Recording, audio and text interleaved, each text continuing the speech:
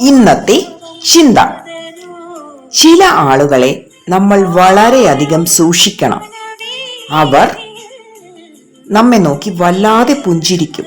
പുറമേ ചിരിച്ചു കാണിക്കുന്നവർ അകത്ത് കൊടിയ വിഷമായിരിക്കും. അവർ പാമ്പിനേക്കാൾ വലിയ അപകടകാരികളാണ്. അവരെ നമ്മൾ വളരെയധികം സൂക്ഷിക്കണം. അവരെ നമ്മൾ ഇരട്ട മുഖമുള്ളവർ എന്നാണ് പറയുക.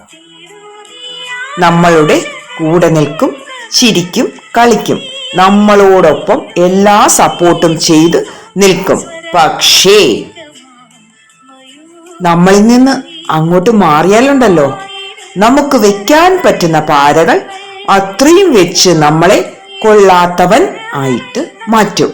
അതിനുള്ള അവസരം നമ്മൾ ഉണ്ടാക്കാതിരിക്കുക.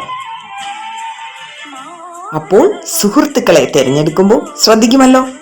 Okay, thank you so much.